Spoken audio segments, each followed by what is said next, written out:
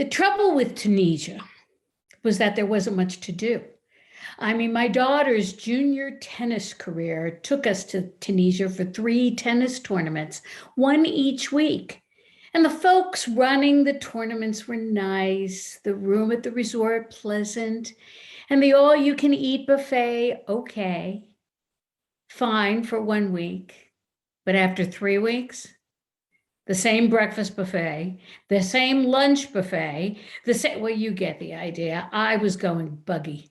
And the routine, when there wasn't a match, there's practice twice a day. And when it is match day, well, there's an intricate list of match play activities, which also didn't include me. Now, Mishi was there as a junior and needed a chaperone, and that was me. But she also had her fantastic coach, Roger.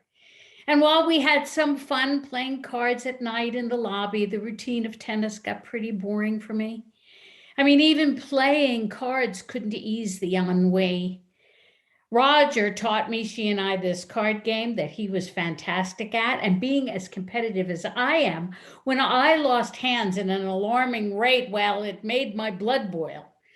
I didn't have to go to practice, and sometimes I didn't, but hanging out alone at the pool or the beach wasn't much fun, so I'd often just go and end up watching the tennis. I needed a little excitement. One morning while Mishi and Roger practiced, I went for a long walk along the beach. It was lovely. The Mediterranean waves slapping the shoreline. And there were some camel owners giving camel rides. So I took one. Yep, I rode a camel. Having ridden horses a lot and an elephant in Thailand, I thought it couldn't be that weird to ride a camel, but I was wrong. It is very weird, starting with them getting up.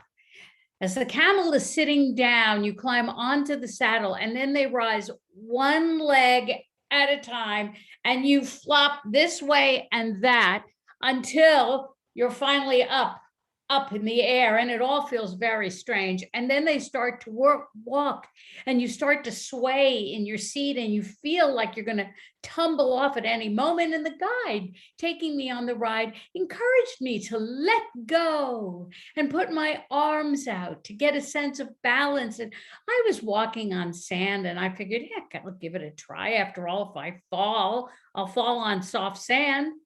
And at first all went well. The guide held the lead rope, and I was balancing with my arms out, and we walked slowly and then a little more quickly. And I was getting confident when suddenly the camel started to jog, and the guide dropped the rope. And here I am, jogging on a camel down the beach, and then I fell off. Now, let me disabuse you of the notion that falling on soft sand is different from falling on the hard ground.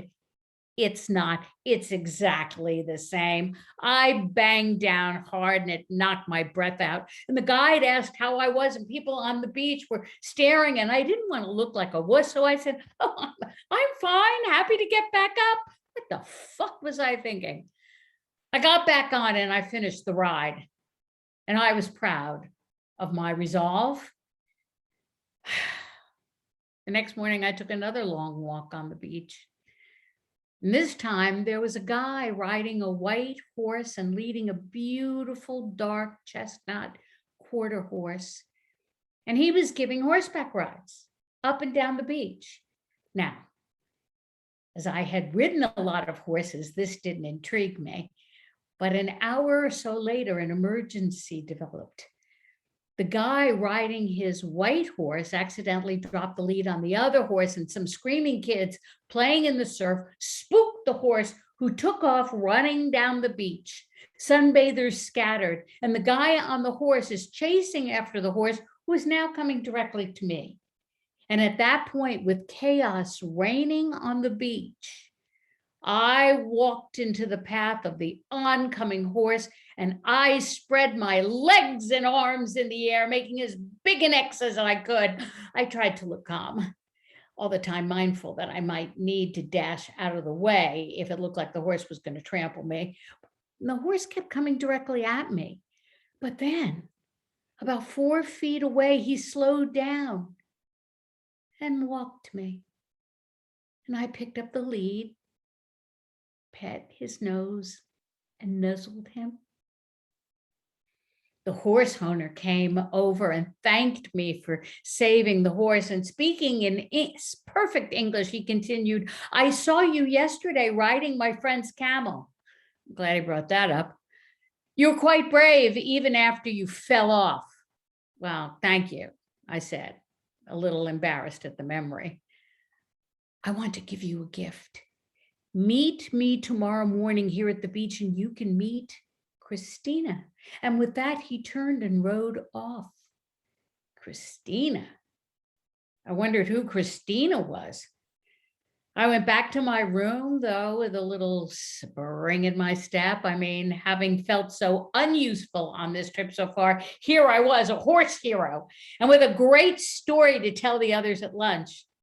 And the next morning was bright and sunny, and I was eager to go to the beach. The Mediterranean sparkled as I made my way down to the shore, and I walked along and spotted the horseman from the previous day. He was now sitting on the beach, and he had 2 large camels with him. The camels were resting in the sand. As I approached, I suddenly noticed a very small camel, a baby sitting by its mother. "This is Christina," he said proudly. "She's only 3 months old. She will follow her mama everywhere, so I don't need to put her on a lead." Christina was adorable. She stared at me. I could feel she was afraid. "I saw you with the camel and the horses," he said. "Animals like you. Christina is afraid of people, well, except for me, and she won't let anyone touch her, but I think she will let you touch her." "Well, I can try." A surge of adrenaline flowed through me, but I deliberately slowed myself down and carefully I approached the baby camel, but she drew away, scuttling in her sitting position to get closer to the bigger camels. Now, I have no idea how you train a camel, but I decided to approach her like I would a fearful horse. I knew horses are prey animals, meaning other animals prey on them. Prey animals like horses, goats, and sheep have eyes on the side of their heads to better look out for danger. Now, predator animals like tigers, bears, dogs, and humans have eyes that face forward. They use their eyes to track their prey. Well, since camels are prey animals and fear the stare of a predator, I turned my head and looked away while I stuck my arm out towards her.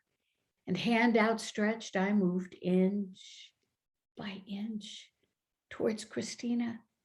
I never looked her in the eye. And then I felt her hot breath on my hand. She was getting my scent. I waited. Again, not looking. After a bit, I continued moving closer to her until I felt the tip of my finger touching her fur. I kept looking down at the sand, but I slowly moved my head towards her. And slowly, with my head bent down, I raised my eyes and looked at Christina. She blinked, those big eyes, her long eyelashes fluttering, and she looked back. I moved closer and I put my entire hand on her neck and then dragged my hand on her fur, and she didn't move, but she didn't recoil either. And I stood there for about 10 minutes petting her, and then we looked into each other's eyes, and I scratched behind her ear, and I smiled. And then the most amazing thing happened. Christina smiled back. We were friends. The owner just watched. He was delighted. Can I pay you? No, I said.